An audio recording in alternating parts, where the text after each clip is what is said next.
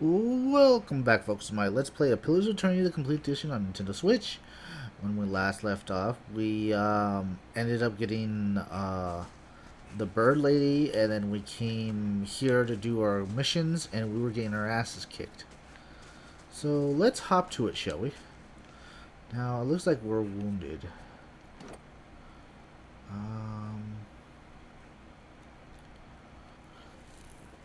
We have a concussion.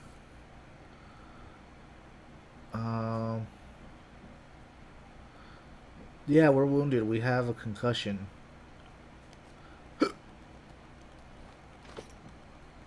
Ugh, that sucks. Okay, we gotta keep going south because she's somewhere down here. We went to the cave and they weren't there, so they're either uh, down here somewhere, or she's over here, or I'm in the completely wrong place and been wasting time. But we will find out. Okay, let's see what's going on. There's gonna be more ghosts and stuff we have to fight. Man, there's just so much we have to fight. Okay. This is the threat right here. Alright, got it.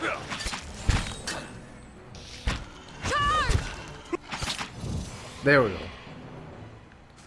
And there's someone dead. Ooh.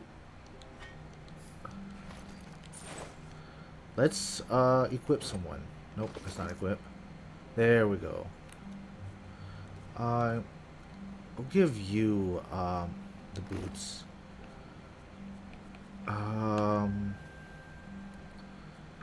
You're using the pistol for now.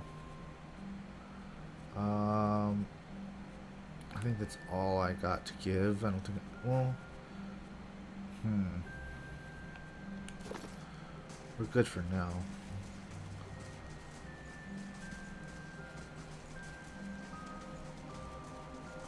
Alright. Here's more people dead. Okay.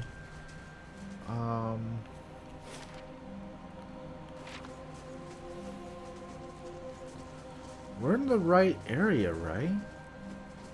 Let's look at the quests.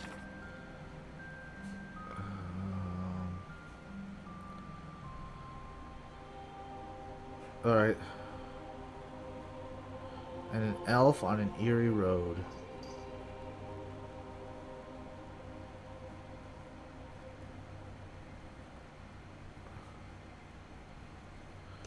Alright.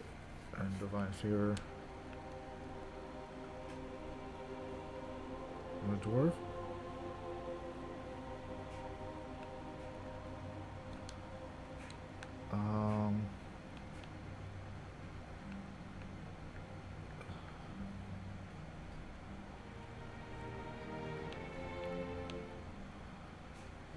Okay, servant of death.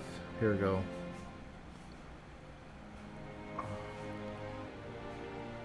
Golden Grove.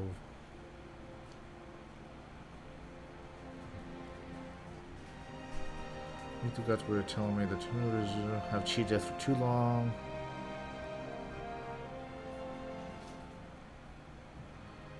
Told me that Hagrid often ventures into Elm Shore in search of remedies for life. Okay, and we're in Elmshore, right? Okay, so then she has to be in that dark area. Unless this opens up.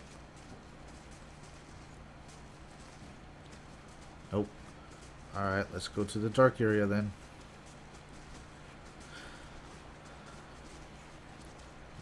Okay, we going the right way? Yes. We gotta go over the bridge. Here's the bridge.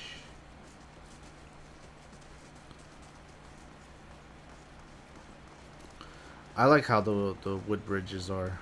That's pretty cool. And she must be down here.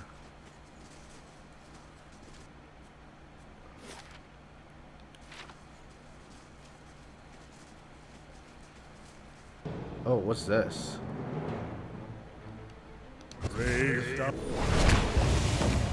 Alright. They were no match for us. Help me, please. The man on the ground gasps for air, clutching his chest as he struggles. On closer examination, you see his red cloak obscures the full extent of his injuries. His face withers as blood pools around him. Please, traveler. He reaches out, Arturus extending his hand to you. Help the man to get on his feet. No, he moans, slumping out of your grip. Do not throw yourself. This body's ruined shell. But my soul will live on. That's what matters. What happened? Forgetful. So careless. He mutters, blood seeping from his lips. Cuts on my knuckles from morning practice. He holds his blood-soaked hand out in front of him. The steelgazers. They smelt the blood on me. Thought they found their next meal. The man reaches down to clutch his leg, his fingers running around the jagged length of the bone protruding from his knee. They were almost correct. The man lets out a long sigh and smiles at you with a slow, knowing nod. You are known too much, Watcher.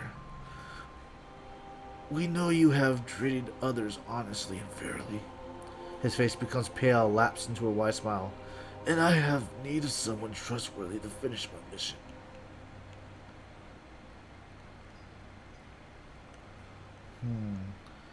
Tell me of your mission. This must be delivered to my order. The monk grasps for his satchel, drawing from it a message scroll case. Take it! He rasps, waving the missive at you. It needs to be carried to the celestial sapling. Give this to my brothers. They will reward you. Do not open it, he cries out, his voice crackling. The contents are for my brothers only. If the seal is broken, they will. Blood erupts from his man's mouth, streaming red, oozing down his neck. His head slumps backwards and his body goes still. Examine the scroll. The thick case is crafted in dark stainly oak in the likeness of a thin tower. Along its length, 5 wax seals adorn the case, each with its own symbol. A small flame, an open palm, a crescent moon, a shining sun, and a blanched scale. The seals would more likely break if you were to try and open the case. Stow the scroll in your pack. You place the scroll in your pack and venture on.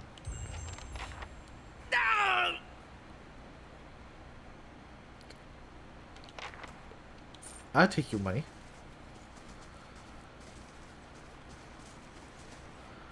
Okay, but that's not who we're looking for.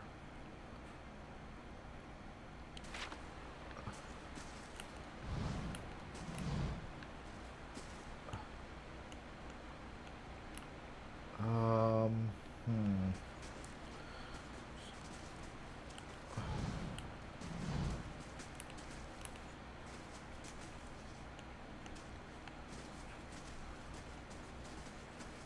Alright. We're supposed to be in the right place, right? Elmsor. Yeah, we're missing something here.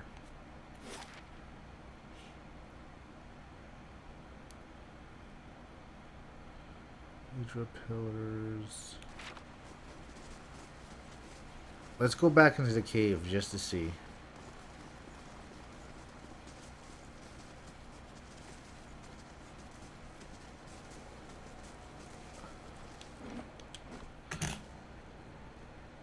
Pretty sure we went here if I remember correctly already. Okay. Yeah, there was bears or something in here, right?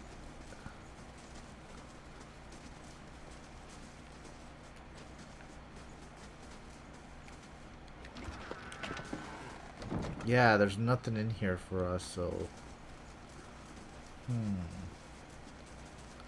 If I get too lost, I'll look it up and see exactly where she is. Okay, we're back. Alright, the only other place we haven't been to is over here, but I'm not sure how we can get there.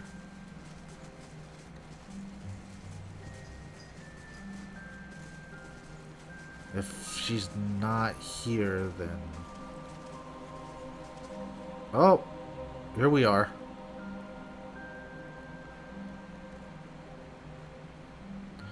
An elf stands on a dais in the middle of a clearing. The ground is blanketed with leaves in various shades of russet and gold. Her eyes are closed and her arms folded in front of her. A curtain of emerald yellow hair hangs in front of her face. As you draw near, she lifts her chin and looks at you with swifting hazel eyes. They brighten from a dull brown to vivid green. Greetings, Esumur. Her voice is as soft as the breeze and shining through the trees. You are among the prophets of the Golden Grove. And you are? High Octave, an ancient elm among the poles and saplings.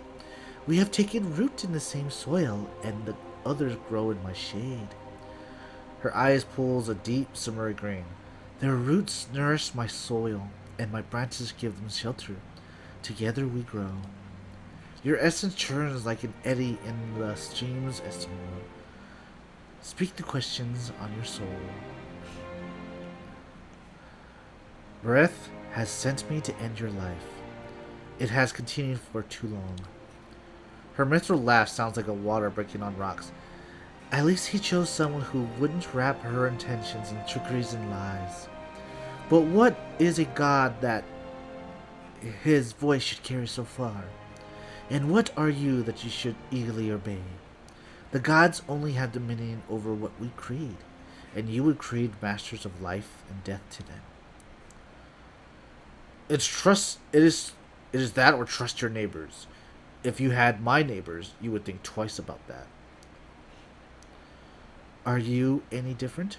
You extend your life beyond its natural span. Through work and wisdom. The greater the tree, the more fruit it may yield. She nods to the octavites gathered in the clearing. They are vines climbing an ancient elm into the sunlight. My growth sustains them. Should our harmony fall prey to a god's jealousy? As they say, the well of knowledge grows deeper by the season. Kana's voice is low and thoughtful. And we owe our elders respect. But if we keep to this metaphor, I think the gods make for an older tree still. The gods are wiser and more ancient even than you. It is not for either of us to oppose them. She shakes her head.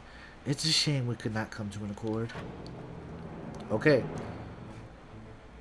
She's a spell worker, so we'll take her out first.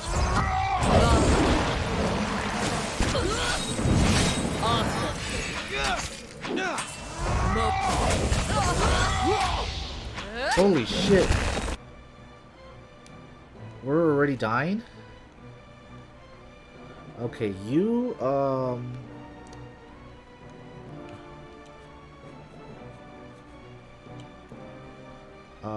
put it on yourself.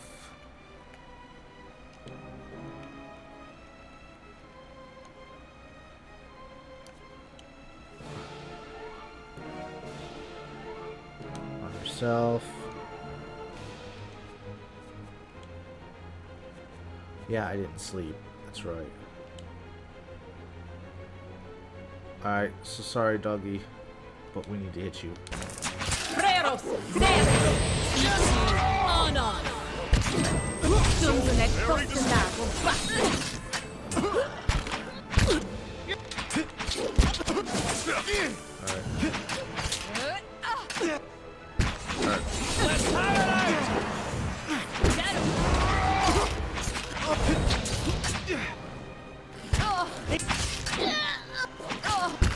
Alright, we should be okay now. Wow, this was tough. Wow, this was really tough. We have a bunch of injuries too. Holy crap.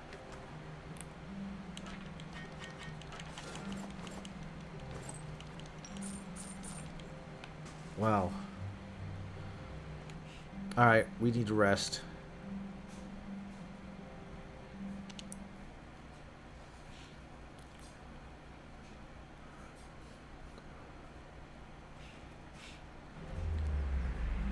There we go.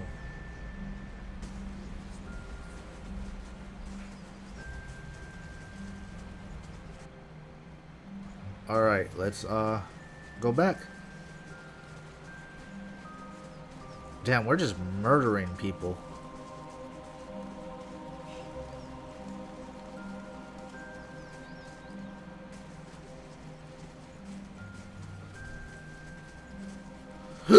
Excuse me. Alright, we need to go to Elm's Reach, I believe. Again, we'll pause while it does this. Alright, we are back. Now we need to go up to here, if I remember correctly.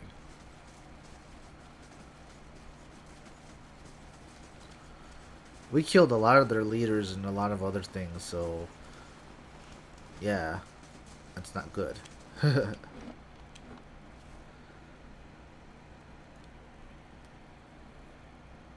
Okay, we're here.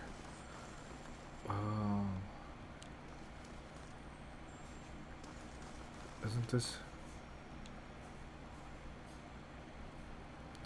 Once more you stand before the shrine, and the skull coloration which marks its dedication to breath.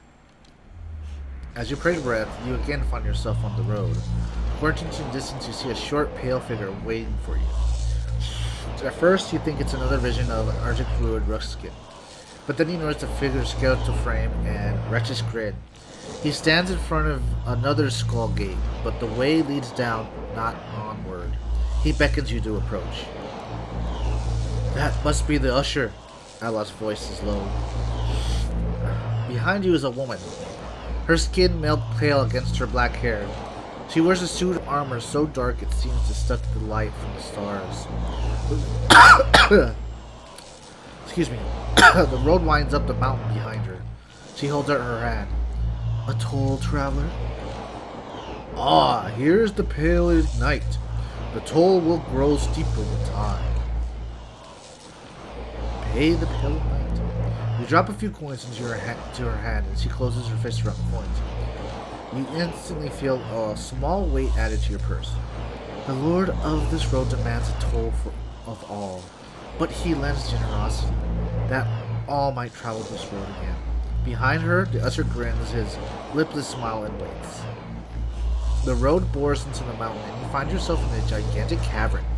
The ceiling curves up and away, and it's dotted with moisture. At the distance, the shining beads look like stars clustered and scattered in constellations. The usher and the pallid night lead you up the trail carved into the edge of the cavern. The two identical cave mouths wait up ahead, and you follow the usher into one of them. Standing at the edge, gazing down, you see an endless, ever-changing plain bisected by the road. Only then do you realize that you're no longer on the road.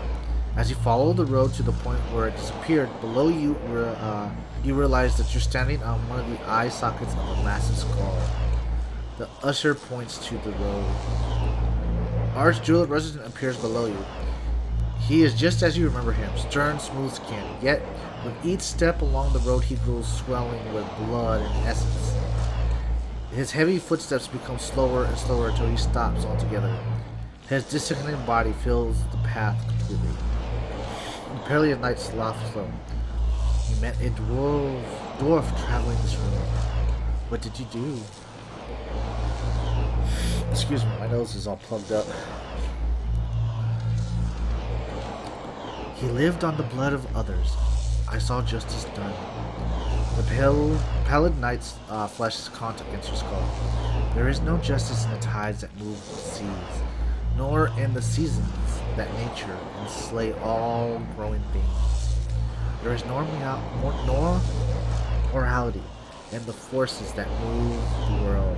They are inedible, products of their own self-perpetuating motion. As Ruskin's swollen body raptures, the effects is like a dam bursting. Ghostly figures, a haze, indiscriminately as wisps of smoke continue along the clear path. Some tumble and rush along, while others amble and drift, but all continue forward. The usher directs your attention to another figure moving down the path. This time you see a high Octavian Enra. She follows the road, her movements becoming slow and erratic. Her legs creak with each step, and her feet grow long, thick roots that burrow into the ground. She finally stops, rooted in place. The Paleid Knight turns to you again. You found a tree that lived for centuries. Its roots were deep, and it brought and sheltered many. Why did you cut it down? Huh. It was a parasite. While its branches sheltered others, its roots sucked them dry. All draw their life energy from deaths of others. This is why all must remain part of the cycle of death and rebirth. No creature may be a closed loop unto itself. Enril's body petrifies below, and the simmering leaves of her hair blow down the path. You seek another who has lived his life on the brink of the cycle. He sits on the inside of the wheel, observing its revolutions. With each life, he is plucked from the stream and returns to attack. Why do you hunt Thalos? Revenge. My soul's torment is his doing. I'll make him pay. The Paleid Knight inclines her head, starlight gleaming off her hollow cheek. Would you end his life and send him to another? That was but an instrument of your torment. His cycle has been guided by another for millennia. Thalos serves Vortica. She desires an escape from her own cycle. Power without decline. Thalos has removed thousands of souls from the cycle so that her essence might empower her. The black depths of her eyes threaten to swallow you. You must stop him, and you must return them to the cycle.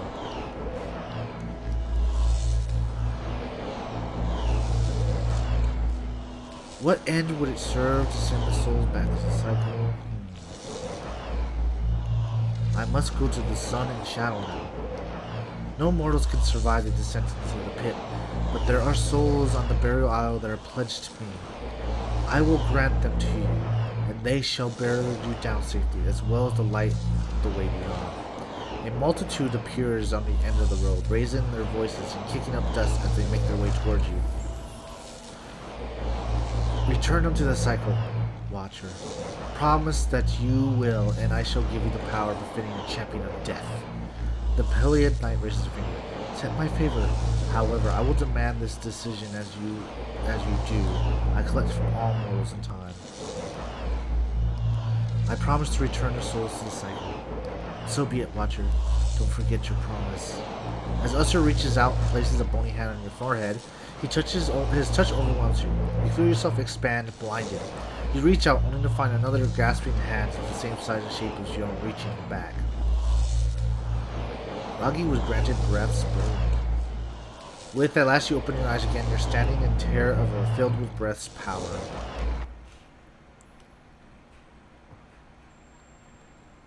Wow.